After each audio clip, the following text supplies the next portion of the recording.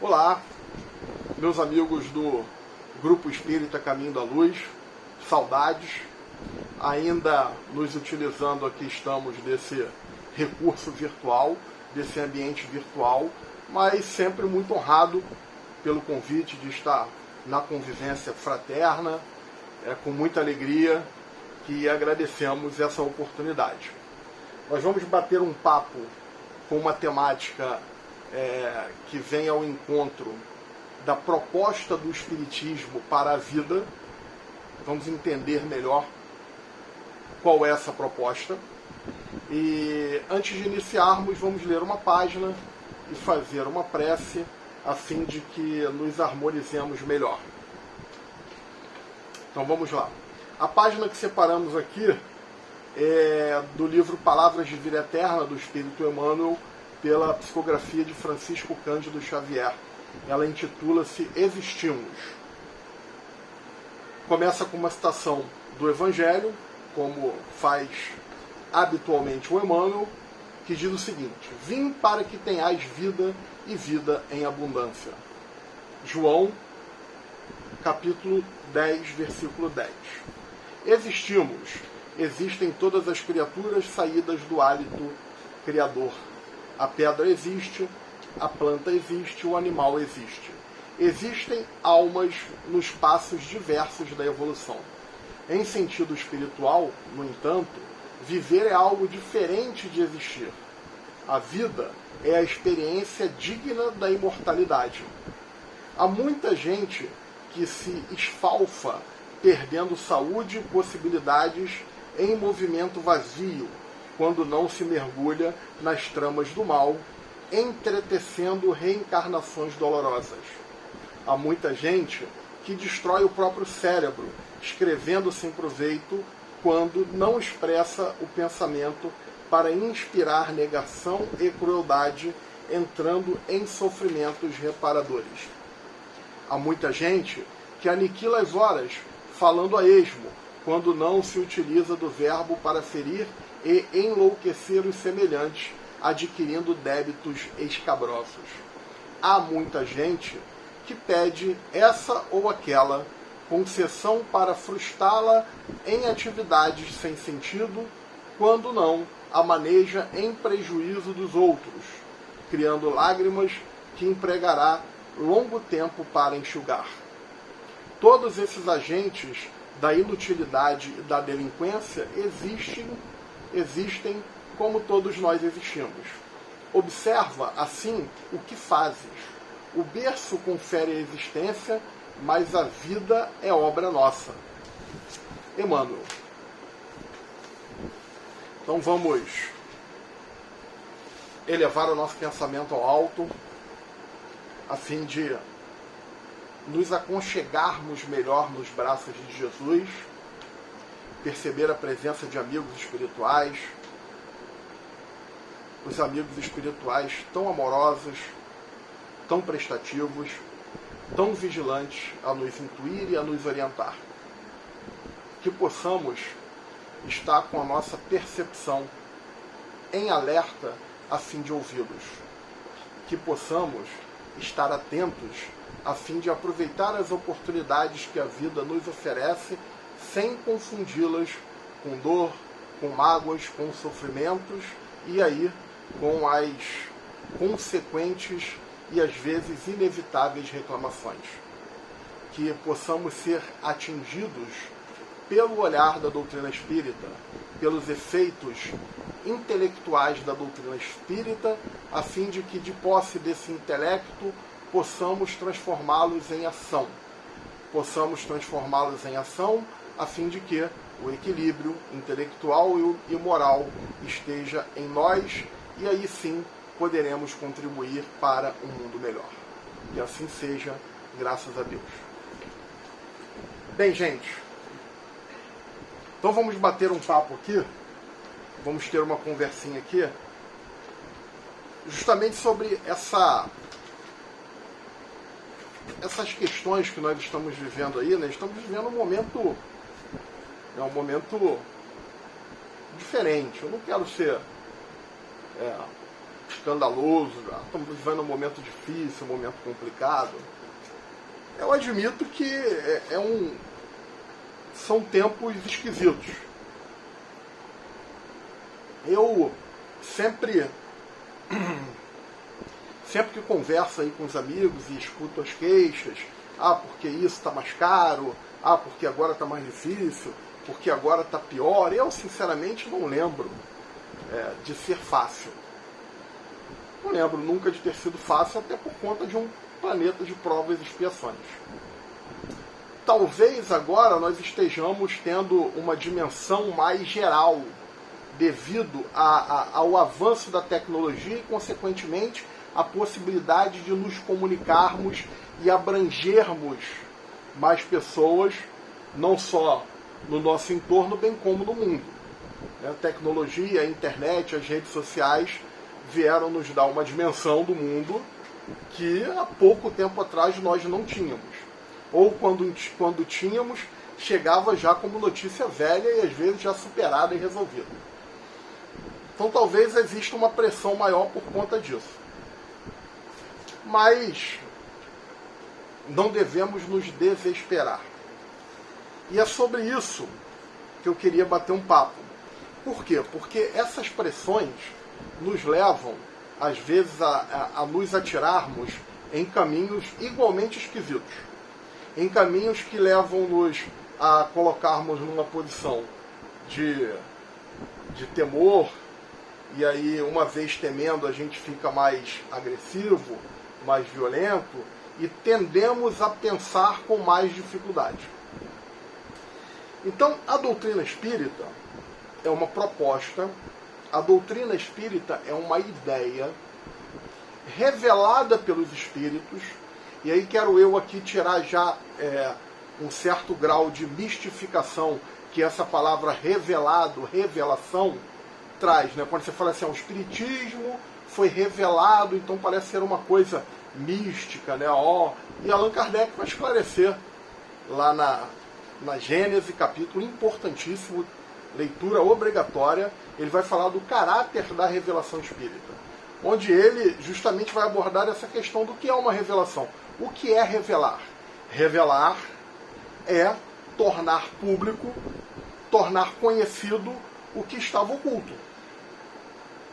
Então, as leis, o conhecimento que vieram através de Kardec e dois espíritos que organizaram a codificação, é um conhecimento que não deve ser encarado como uma coisa mística, como uma coisa sobrenatural, e sim como qualquer outro conhecimento que, uma vez que estava oculto, como diz Kardec, ao se tornar conhecido, é uma revelação. Então, qualquer coisa que a gente aprenda, qualquer coisa que nós não sabíamos e passamos a saber, e aí pode ter sido lendo alguma coisa ou alguém nos contou, é uma revelação. Então, o caráter da revelação é esse. Não tem nada de misticismo. Né? Não tem nada, foi revelado aos escolhidos, aos iniciados, não. Tanto que o Espiritismo está aí para quem quiser ler. Hoje em dia é domínio público. Kardec é domínio público. Você pode baixar em PDF, que não é crime. Não é crime. Passou de 100 anos, domínio público. Okay? Então, qual é a proposta do Espiritismo? A proposta do Espiritismo é uma proposta comportamental. Uma proposta de como nós podemos nos comportar a fim de que galguemos o objetivo maior, que é a felicidade. Uma outra coisa que eu quero chamar a atenção é justamente essa questão de como o Espiritismo vai tratar de coisas que sempre foram ligadas à religião, e a religião também traz esse caráter místico, né, esse caráter sobrenatural, como imortalidade da alma, crença em Deus, mediunidade, nos passa muitas vezes a ideia de que eu tenho que seguir um certo rito de comportamento espírita para que eu angarie créditos para desfrutar deles lá no mundo espiritual. E não é nada disso. O nosso trabalho dentro da casa espírita é um trabalho de busca do conhecimento, busca da orientação, e ali mesmo dentro da casa espírita, essas oferecem oportunidade de você já começar a colocar em prática aquilo que a própria casa espírita oferece de conhecimento e de informação à doutrina espírita. Então, o espiritismo ele não se restringe só ao que você faz na casa espírita. De jeito nenhum. O espiritismo ele deve estar contido em nós, a fim de que esse conteúdo esteja presente em qualquer momento da nossa vida. O espiritismo como uma filosofia dita pelo próprio Kardec no Livro dos Espíritos, é uma filosofia espiritualista. E o que é a filosofia? A filosofia é o amor ao saber. Mas mais do que o amor ao saber, é uma ferramenta para nós pensarmos a nossa própria vida. Mas mais do que pensarmos sobre as nossas próprias vidas, uma ferramenta para nós tomarmos decisões, para nós deliberarmos, para nós escolhermos. E para nós escolhermos sobre o que é melhor para a nossa vida e a melhor maneira de conviver. E aí estamos no campo da ética espírita. Então, qual a melhor maneira de eu conviver? E aí nós temos que pensar, é a inteligência a serviço da convivência. Então, na minha casa eu vou conviver de uma certa maneira, lá em casa está tranquilo se for assim, mas já no trabalho não dá para fazer dessa maneira, então como é que eu vou me ajustando a fim de ir superando minhas dificuldades? Ok? Então, o espiritismo ele deve ser pensado para uma ferramenta cotidiana, para a vida, para o dia a dia. Se não servir para isso, para que serve? O espiritismo não pode servir só para dentro da casa espírita eu estar ali exercendo aquelas atividades e quando eu saio, eu deixo o espiritismo lá. Também gostaria de ressaltar algumas tendências mais modernas de querer levar o espiritismo para campos de atuação que não são a sua especificidade. Não são campos de atuação específicos do espiritismo. Como, por exemplo, a política. Eu vejo algumas pessoas aí, às vezes, cobrando porque os espíritas, porque o centro espírita precisa se colocar sobre X ou Y assunto político, porque o espiritismo não tem que se acovardar. Qual é a opinião do espiritismo? E aí eu estou falando aqui da questão da política partidária, que nós estamos vivendo aí, essa fase aí de discussões, de divergências, de extremismos, e algumas pessoas cobram do espiritismo que ele se coloque como instituição. Então é tipo assim, a gente vê na televisão, a Ordem dos Advogados do Brasil condenou as ações ou declaração do Supremo Tribunal Federal, do Governo Federal. Então, a Ordem dos Advogados do Brasil tem esse papel dentro da sociedade, é uma instituição que tem. O espiritismo não tem. Marcos, mas não tem lá a lei de sociedade? Tem. Nós vamos falar sobre isso. Tá? Mas o espírita ele tem a sua maneira de atuar na sociedade, uma vez tendo sido orientado pela doutrina espírita. O espiritismo como instituição, ele não tem um caráter político, não tem. Quem diz não sou eu, quem diz é Allan Kardec. Aonde? Num livrinho que a gente ainda está começando a ser mais popular no Brasil. Mas era muito esquecido, que era a Revista Espírita. As revistas espíritas fazem parte do conteúdo doutrinário. E se você for lá na Revista Espírita de fevereiro de 1862, eu vou ler aqui 2 parágrafos, só para nós concretizarmos e vermos que a orientação é de Allan Kardec. Olha só, ele diz assim, vou ler 2 parágrafos só, tá? Fevereiro de 1862, um texto onde ele fala assim: devo ainda assinalar-vos outra tática dos vossos adversários, a de procurar comprometer os espíritas, induzindo-os a se afastarem do verdadeiro objetivo da doutrina. Então vejam que Kardec diz que o espiritismo tem um objetivo, específico, especificidade, que é a moral. Então, o Espiritismo tem como objetivo específico o campo da moral, a transformação moral do indivíduo. E a moral é individual. O aprendizado moral é individual, é pessoal, é intransferível. Ninguém vai evoluir moralmente para mim. Ah, mas eu escuto as orientações de fulano ou de ciclano, né, do Divaldo, do Chico, e ali eu aprendo muito. Ok, mas quem tem que colocar em prática é você. E moral é prática. Moral é a minha capacidade de escolher o que é melhor.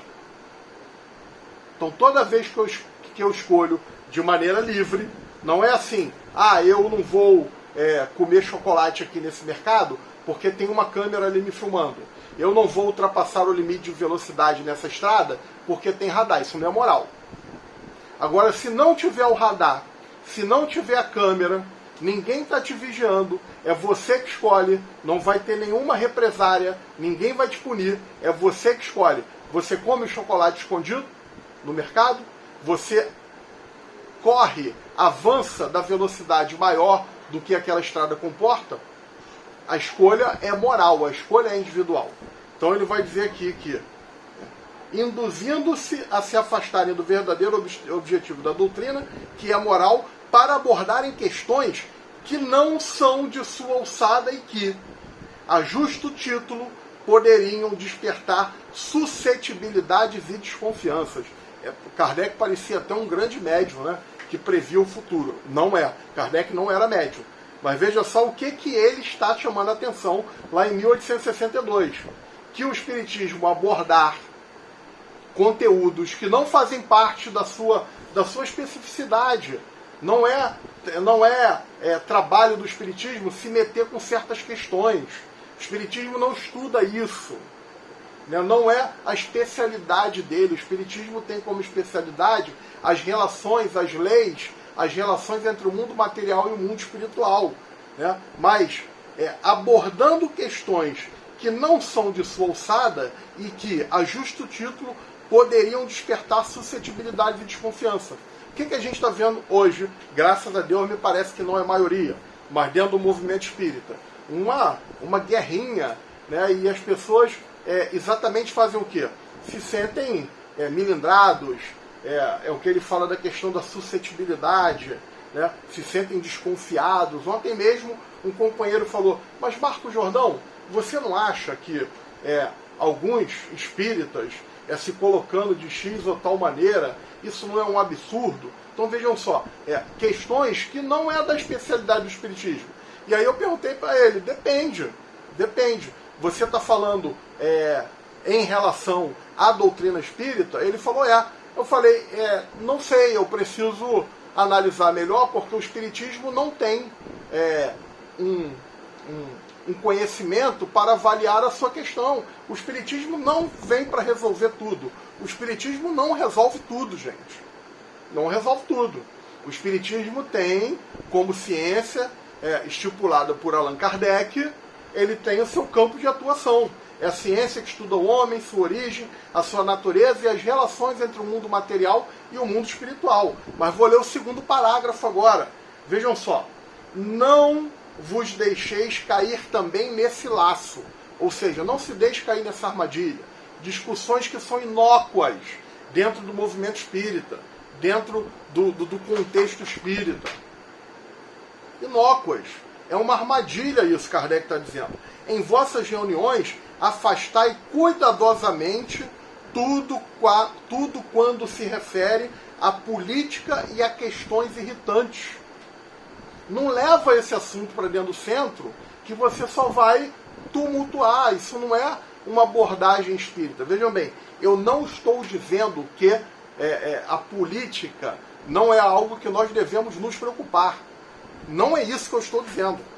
Nem estou dizendo que espírita não deve se meter em política. Não estou dizendo isso. Eu estou dizendo que dentro do ambiente espírita, isso não é um assunto que é objeto de estudo da doutrina espírita.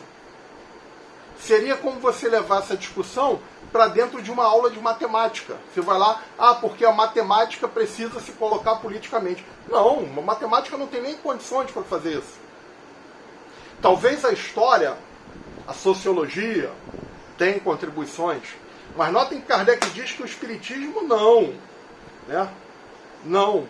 Eu vou parar por aqui essa leitura, fevereiro de 1862. Então, mas aí como é que o espírita pode fazer? Eu entendo que quando alguém que é espírita se propõe a participar das discussões e das ações políticas, deve fazer, como é que ele vai fazer? Ele vai fazer justamente imbuído das convicções da prática ético-moral espírita. Um exemplo muito rápido, que o assunto não é exatamente esse, mas um exemplo muito rápido. Quando a gente pensa num político trabalhando para a sua reeleição, ou alguém que quer concorrer a um cargo político, ele distribui cestas básicas, cesta de alimentos para pessoas socialmente carentes e que estão com fome. Então assim, mas um absurdo, porque ele está ali com outras intenções. Sim, mas ele está fazendo bem. Aí vejam só o olhar espírita. Ele está fazendo bem. Afinal de contas, dar comida para quem está com fome é ruim? Não. A questão de qual é a finalidade dele, qual é o objetivo dele, é outra. Aí sim. Tá? Aí sim. Por quê? Porque nós vamos pensar dentro da análise, por exemplo, do que é a caridade, o que é ação no bem. Então, ação no bem é o quê? É quando você faz alguma coisa para ajudar. Você faz alguma coisa que proporciona o bem do outro. Isso é uma coisa. E o desejo no bem, que aí é a benevolência. Kardec diz que para evoluir é preciso agir com benevolência. O que é a benevolência? É o desejo no bem. Então, quando eu vou promover uma ação de beneficência, nem sempre eu estou fazendo a caridade. Mas sempre que eu estou desejando o bem, eu vou estar tomando ações, praticando ações boas. Deu para entender? Não estou dizendo aqui que nós não devemos fazer esse trabalho. O governo está aí agora para liberar o auxílio emergencial. Mas o governo está fazendo isso só para aumentar a sua popularidade e visar as eleições de 2022. Ok. Mas está fazendo bem. Quando ele dá o auxílio emergencial, é uma ação de beneficência. Quando ele tem outros objetivos, não tem benevolência. Então, na definição espírita, não tem caridade. Mas a partir do momento que existe um desejo real no bem, que você faz aquilo ali, eu estou fazendo... mas o que você ganha com isso? Nada. Você é candidato a alguma coisa? Não, faço porque eu quero que as pessoas se sintam melhor. Então, o espírita, entrando na política, se envolvendo com política, seja contribuindo com a sua opinião, seja se contribuindo com as suas ações, seja se candidatando a um cargo político, qual é o problema? Nenhum.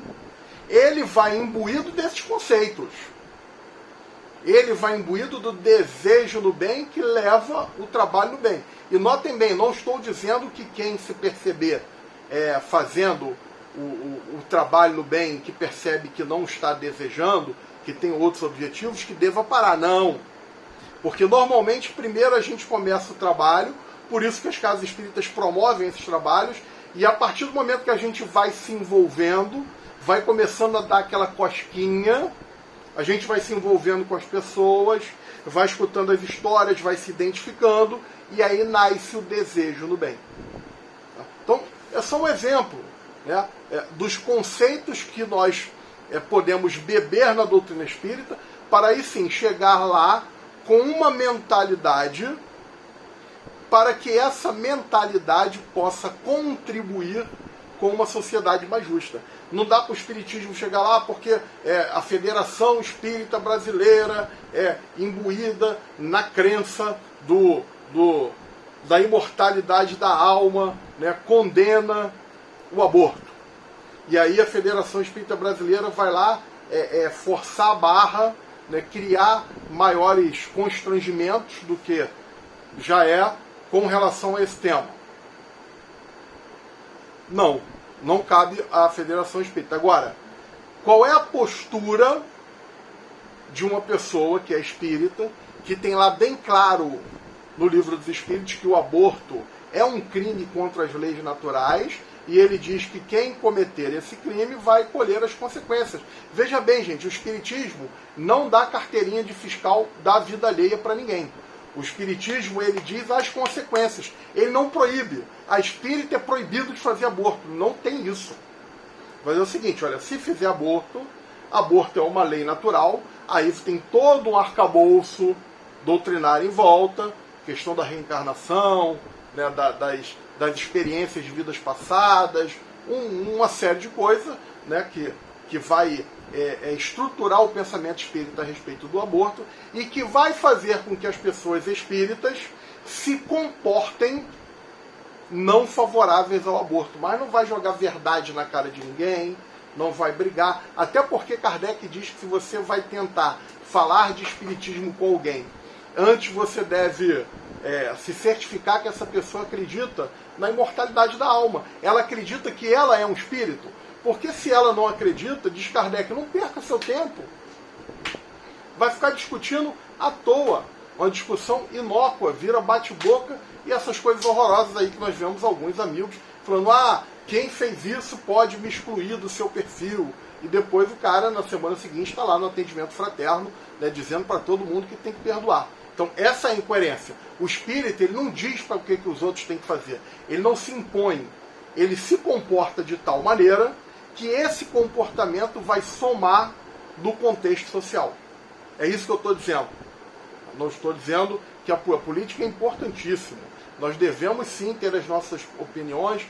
Nós vivemos em sociedade. E vivemos em sociedade como uma lei. Existe lá nas leis morais, nós temos as leis morais. E uma delas é a lei de sociedade, que diz o quê?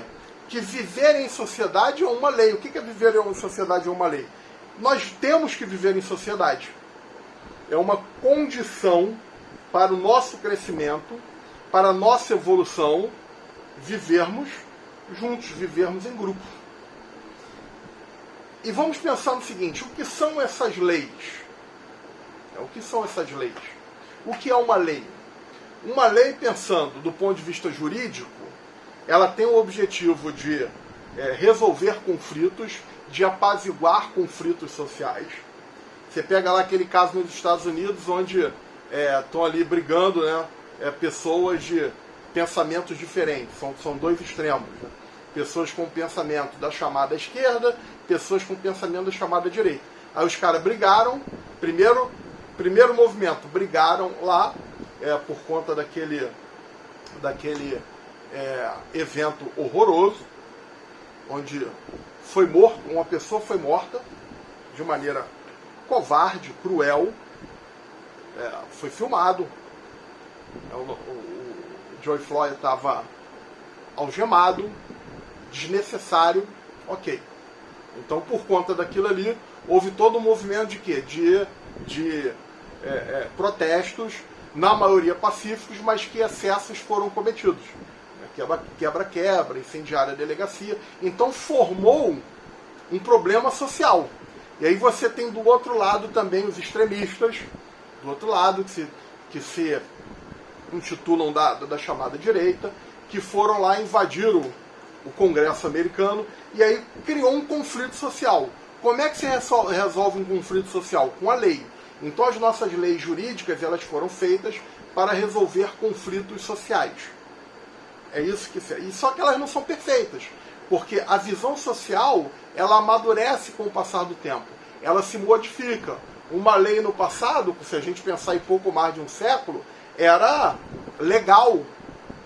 Era legal do ponto de vista da lei, era permitido do ponto de vista da norma escravizar seres humanos. Era a escravidão. Hoje em dia é inimaginável uma coisa dessas.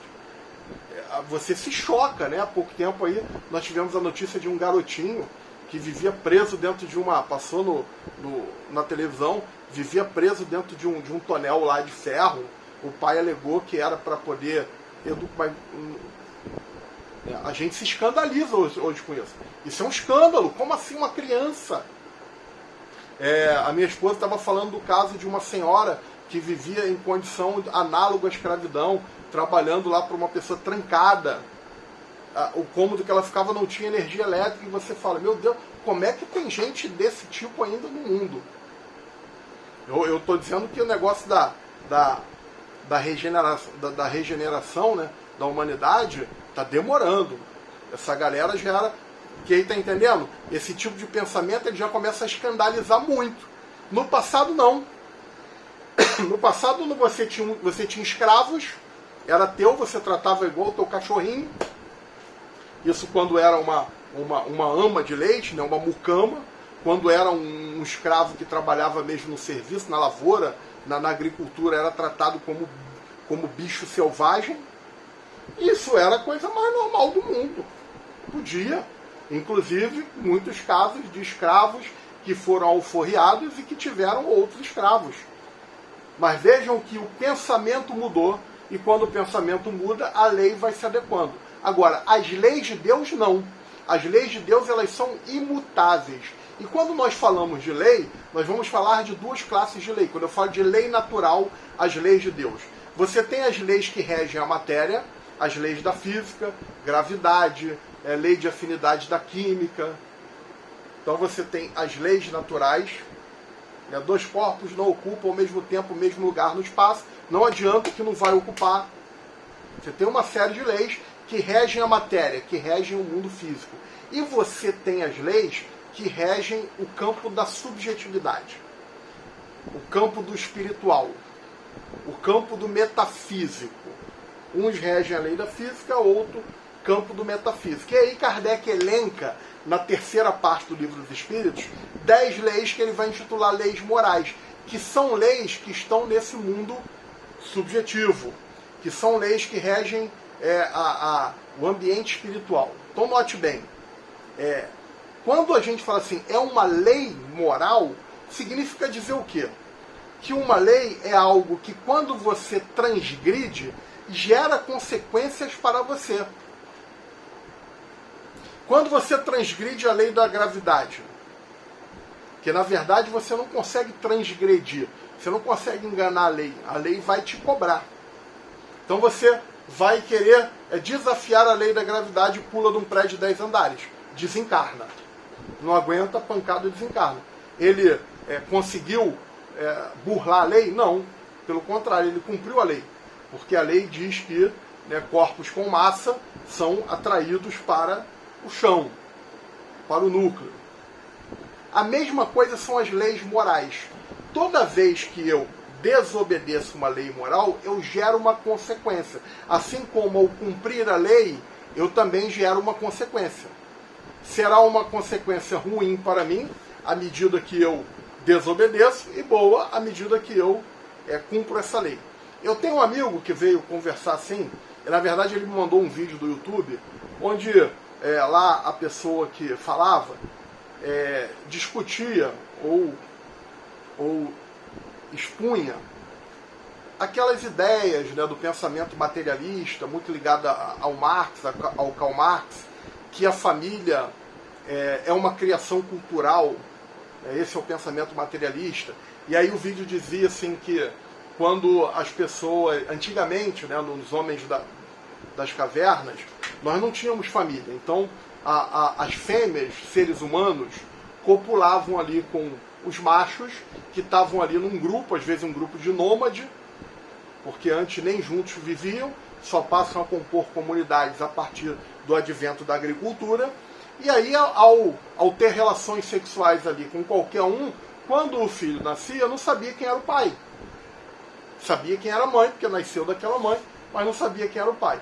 Depois que começa-se a formar, a ter essas formações familiares, e que nesse vídeo, estou dizendo que nesse vídeo, não estou dizendo que essa é a opinião do Marx ou do pensamento materialista, aí cada caso tem que ser ouvido e analisado, mas na opinião desse camarada que estava expondo essa ideia, a família é algo prejudicial, porque ela é uma formação cultural que atrapalha e que a tendência é que essa família vá se desagregando por não ser natural e acabe e volte a ser como era antes.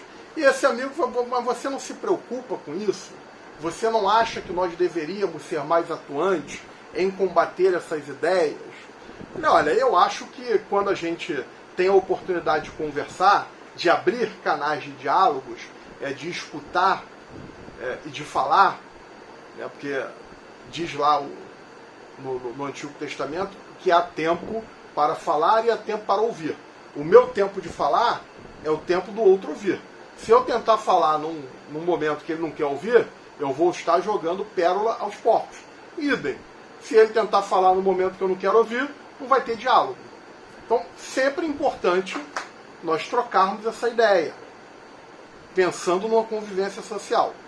Mas, por outro lado, eu também me tranquilizo, eu dizia para ele, porque para o espiritismo, e ele sabe que eu sou espírita, essa agregação familiar é uma coisa natural, e que Kardec diz que a desagregação da família traria o homem para um estado de selvageria. E mais do que isso, o Espiritismo vem nos mostrar que o ser humano, a partir de um momento evolutivo, ele começa a necessitar do desenvolvimento de afeto. O ser humano, diferente do animal, se você olhar as comunidades do reino animal, eles ficam juntos ali para conseguir nutrir os seus objetivos materiais. Então, juntos eles caçam melhor, o filhote fica com a mãe enquanto ele precisa se alimentar, depois que não precisa ele já se afasta.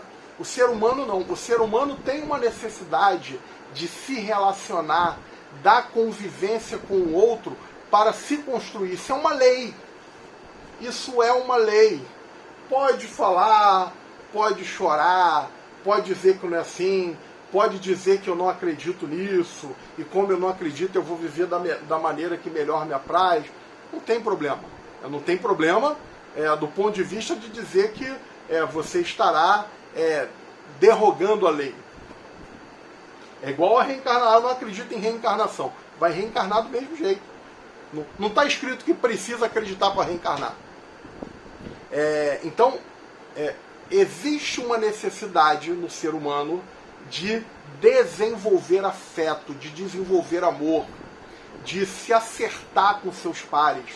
Porque quando não se acerta, quando não tem amor, quando só tem desafeto, tudo desanda, tudo dá errado, tudo fica mal, gera ansiedade, ataque de pânico, depressão, angústia, ansiedade, tudo desanda. Por quê? Porque nós precisamos um dos outros para desenvolver esses sentimentos. Isso é uma lei, é a lei de sociedade. Eu estou podendo agora observar isso de uma maneira muito próxima.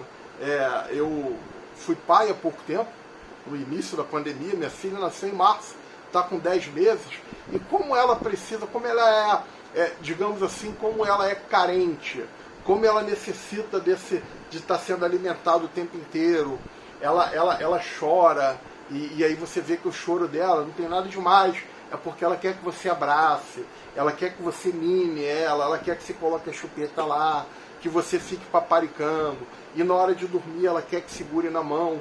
Então, se isso não acontece, ou se existe algum problema, sabe, começa a ficar ruim. E nós estamos vendo aí índices preocupantes nessa área, não é isso?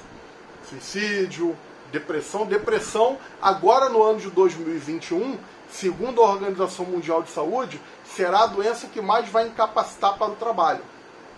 Provavelmente depois do Covid, né? Então, isso é uma lei.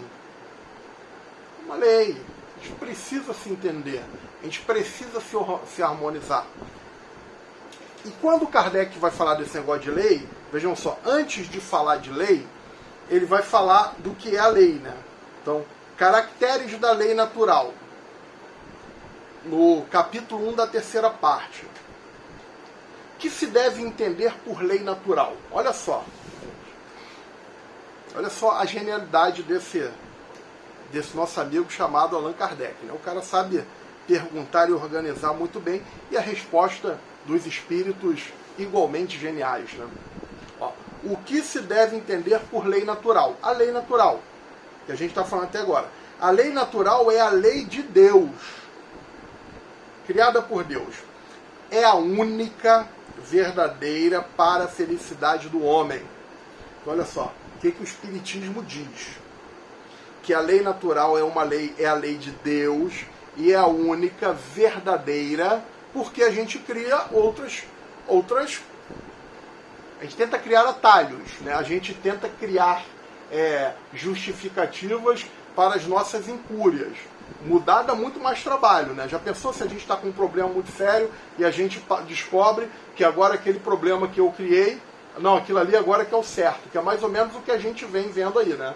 A gente agora está tentando justificar e explicar tudo, como se não houvesse o certo ou o errado. Tudo está certo, tudo tem uma explicação. Mas a gente está vendo aí, né? Eu ontem fui aconselhado pelo meu orientador a assistir o Big Brother. Falei, pô, não é possível assistir Big Brother, porque ele falou, eu não vi ainda, tá, gente? Vou começar a ver hoje. Ele falou que esse Big Brother está mostrando exatamente isso, né? Disse que tem um monte de gente lá que defende ideias, algumas radicais, e que na convivência, porque você falar é uma coisa, você se impor através de YouTube, de redes sociais, ou até através de um discurso onde você fala e depois vai embora é uma coisa. Agora você ficar ali na convivência e sustentar o que você está falando é outra. E disse que o Big Brother está mostrando muito isso. Né? As pessoas que têm um discurso, mas que na convivência não sustentam o próprio discurso, que sucumbem às ideias que elas mesmas defendem. Então, quando a gente fala de leis naturais, e ele diz que a lei natural é a única e verdadeira, veja que ele está dizendo que o objetivo da lei é a felicidade. Para que Deus criou essas leis naturais? Para nós sermos felizes. Continuando a resposta. Indica-lhe o que deve fazer ou deixar de fazer, e ele só é infeliz quando dela se afasta. Então, olha só, as leis naturais são as leis de Deus, elas servem para a felicidade do homem, e ele só é infeliz quando se afasta delas, das leis. Então perceba uma coisa, o que significa infeliz? O prefixo in é negação, é quando você nega a felicidade. Bem, quando eu desprezo as leis naturais, a felicidade não deixa de existir. Ele diz assim, quando ele nega as leis de Deus, ele fica triste. Não. Ele nega a felicidade. A felicidade está ali, mas ele não quer. Ele escolhe não querer a felicidade. Ele denega a felicidade, usando um termo lacaniano. E então a gente percebe, né, que não há um caráter punitivo. Não é um caráter puro e simplesmente de castigar. É um caráter de quando você sai daquela orientação, começa a surgir em você, como consequência, certos incômodos psíquicos, psicológicos, que são derivados da não observação dessas leis. Aí ele continua aqui na questão 621. Onde está escrita a lei de Deus? E a resposta é na consciência. Então as leis de Deus estão escritas na nossa consciência. E aí tem um filósofo da antiguidade chamado Tácito, que fala que nós, seres humanos, somos muito bons em dizer ou julgar os outros, mas somos muito fracos em aplicar a mesma severidade e justiça em nós mesmos. Mas vejam que essas leis estão acessíveis a todas, porque elas estão ali ligadas diretamente à nossa consciência. Então está dentro de nós. Quando Pilatos pergunta para Jesus assim, tu sois reis? Ele fala assim, tu dizes em um evangelho. Se foi Lucas, ele diz assim: o meu reino não é desse mundo. O reino de Deus está dentro de vós. Busque dentro de você. Então, as leis de Deus estão íncitas na própria consciência. Se nós formos observar as chamadas parábolas do reino de Jesus, ele fala assim: um agricultor plantou uma semente. Então, onde é que você planta uma semente? Ali no sulco que você abre na terra.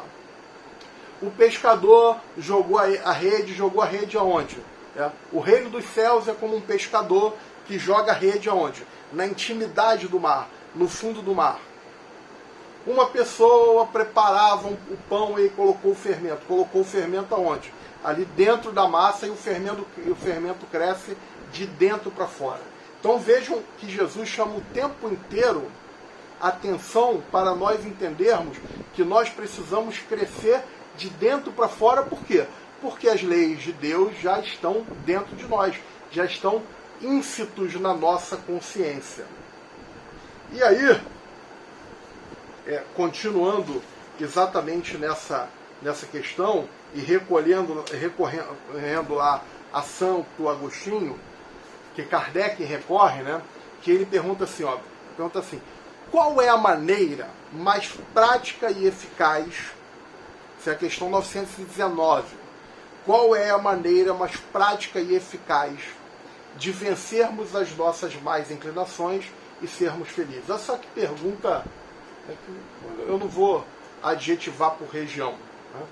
Mas olha só que pergunta mais, digamos assim, preguiçosa. Preguiçosa no sentido de quê? Quando eu falo assim, eu queria uma coisa prática. Coisa prática é o quê? Uma coisa fácil, é prático de fazer. É fácil. E eficaz. Eficaz é o quê? Que funcione. Então eu quero uma coisa fácil, prática de fazer e que funcione. Qual a maneira prática e eficaz de domar as minhas más inclinações e ser feliz? E aí Santo Agostinho falou, conhece-te a ti mesmo. Kardec não gostou da resposta. Não da resposta duvidando que fosse essa, que é a resposta correta. Mas ele fala assim, nós conhecemos o valor dessa máxima. Eu já sei que eu tenho que me conhecer. Eu quero saber como eu me conheço. Notem que tudo na busca de desenvolver aptidões, de ser feliz. E aí Santo Agostinho chama a atenção para uma reflexão pessoal, mas que aí entra um outro ingrediente, porque ele fala assim, quando eu vivia na Terra, quando eu estava vivo, quando eu estava encarnado, antes de dormir eu analisava se eu tive a oportunidade de fazer o bem e deixei de fazer, se eu fiz, mas eu poderia ter feito melhor. Então, Santo Agostinho demonstra ali que para você se conhecer, você precisa se analisar, refletir. E como é que eu me percebo? Como é que eu vou ter, qual a referência que eu tenho para analisar se o que eu estou fazendo está bom ou está ruim, podia ser melhor, eu passei do ponto. É exatamente nas minhas relações com o outro. Então, quando eu comecei falando da questão do nosso envolvimento em discussões, na minha opinião, que são improdutivas, bom, mas e aí, concluiu o quê? Concluiu nada, eu deixei de falar com o cara, ele agora era meu amigo, não é mais meu amigo. Então, improdutivas nesse sentido. E aí muita gente fala assim, mas o espírita tem a lei de sociedade, ele tem... Não, a lei de sociedade ele tem justamente o objetivo, lembram que Kardec falou, mantenham-se afastados de assuntos políticos irritantes para que não percam o objetivo. Isso, mantenham-se afastados dentro do contexto espírita para que não percam o objetivo do contexto espírita, que é o quê? A transformação moral, a melhora individual. Quando eu falo em lei de sociedade, a lei de sociedade ela vai continuar nesse mesmo contexto. Por quê? Porque a sociedade, a convivência, as relações pessoais é exatamente a oportunidade que eu tenho de me enxergar. De me enxergar onde? No outro. Como eu reajo, o que eu faço, por que eu fiquei triste, por que eu fiquei feliz, por que a falta daquela pessoa está me incomodando tanto, Por que que essa atitude me tira tão do sério? Por que que me irrita tanto? Então eu sou irritado? Eu sou um cara desequilibrado? Eu sou um cara que não sei muito bem até onde eu posso ir? Como eu saberia isso? Numa análise de pura reflexão, de pura concepção do mundo íntimo, talvez eu tivesse maior dificuldade. Mas quando eu me relaciono, quando eu vou viver em sociedade, quando eu vou viver com outro, seja na família, seja no trabalho, seja no centro espírita, na igreja, seja lá onde for, ali eu começo, ao verificar como eu reajo a determinadas situações, é que eu começo a me conhecer melhor. O conhece a ti mesmo, quando eu reflito sobre isso. E aí, em lei de sociedade, ela começa na questão 766. Veja só que Kardec pergunta assim, a vida social está em a natureza? Ou seja, viver em sociedade é uma condição natural? Natural dizendo que é uma lei é uma lei de Deus, uma lei natural. Eu tenho que viver em sociedade? A resposta é, certamente. Nós temos que viver em sociedade. Deus fez o homem para viver em sociedade, não lhe deu inutilmente a palavra e todas as outras faculdades necessárias à vida de relação. Então veja, Deus nos deu a palavra, a capacidade de comunicação e várias outras faculdades que servem para quê? Para eu me relacionar, para que eu possa estar em contato com o outro. Então, uma pessoa social, um ser social, faz parte das leis de Deus. E contrário à lei da natureza, um insulamento absoluto, ou seja, nós podemos viver isolados? Sem dúvida, sem dúvida que é contrário. A pergunta é contrário à lei da natureza um isolamento absoluto, um insulamento? Sem dúvida, pois que, por instinto, os homens buscam a sociedade e todos devem concorrer para o progresso auxiliando-se mutuamente. Então nós precisamos de um dos outros, e lembram que eu falei que o ser humano ele tem uma necessidade de relação, de desenvolvimento, de aptidões subjetivas, aptidões intrínsecas, de reconhecimento do outro, de afeto, de amor, de carinho. Precisamos um dos outros. E podemos ainda estender isso pensando que materialmente precisamos um dos outros. Porque eu posso plantar feijão, mas eu não tenho arroz. O outro planta arroz, o outro planta tomate, e aí nós trocamos isso.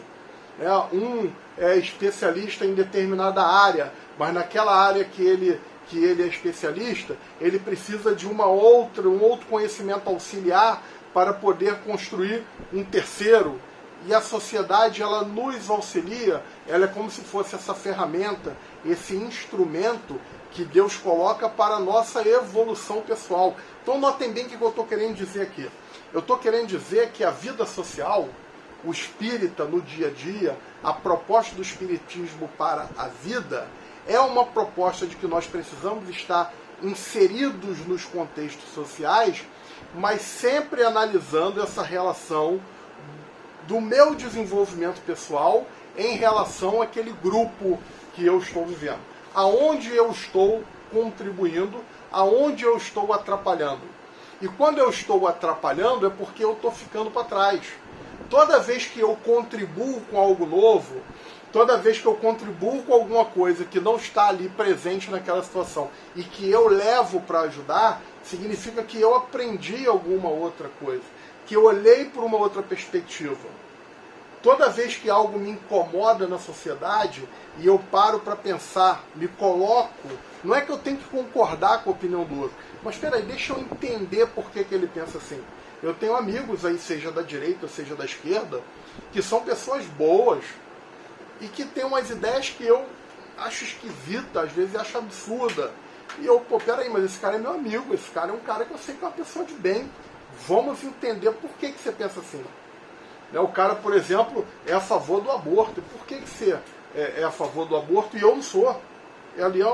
Então por que você é a favor? Não, porque eu acho que a mulher na sociedade e por aí vai. Mas você não acha que você está tirando uma vida? Ele fala, não, como assim tirando uma vida? Não, um feto, um bebê, até 2 meses, até 4 semanas, ainda não tem vida. Então a gente começa a trocar, não, para mim existe vida desde que chegou o espermatozoide e a concepção ali é um ser humano. Então se você fizer alguma coisa para interromper, eu poderia dizer até que seria um assassinato. Então você começa a se colocar, e talvez ele aceite a sua ideia, talvez você ache que ele realmente está com a razão, e assim você vai se construindo na convivência. Não adianta eu exigir amor se eu não tiver amor. Não adianta eu exigir respeito se eu não dou respeito. Não adianta eu cobrar que o outro faça aquilo que eu não consigo fazer, e eu cobro do outro que ele faça o que eu não tenho sucesso. Aquilo que me incomoda na vida é aquilo que eu trago dentro de mim, que eu estou projetando, e que às vezes nem é aquilo.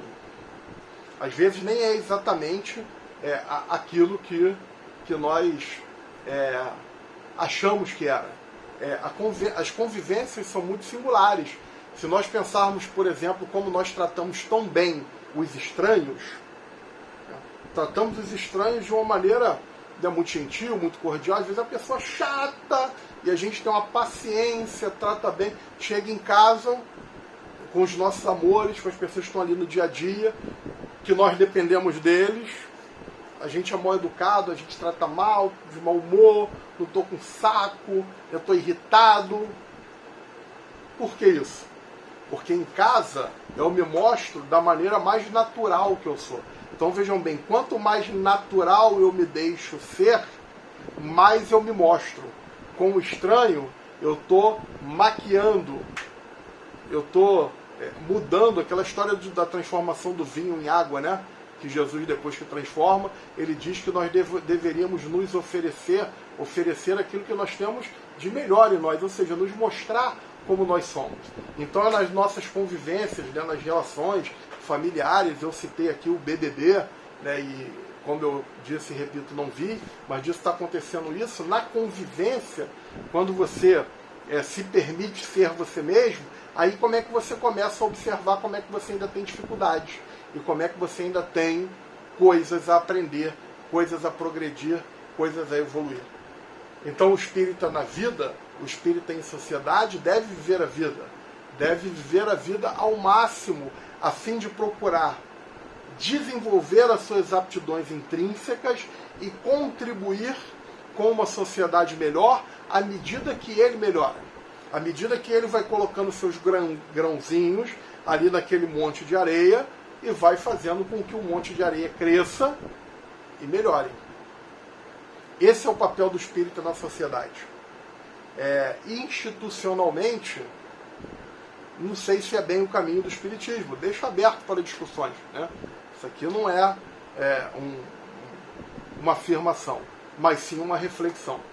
Então possamos nós, nesses momentos tão complicados, esses momentos aí de Covid, esse momento de discussão ideológicas, políticas, convulsões sociais no mundo inteiro, né? Esse momento onde parece que as pessoas não querem se ouvir, onde as pessoas querem impor as suas ideias e se sentem altamente agredidos quando suas opiniões são contrariadas, sejamos aqueles que amam, sejamos aqueles que abrem canais de comunicação, sejamos o amor.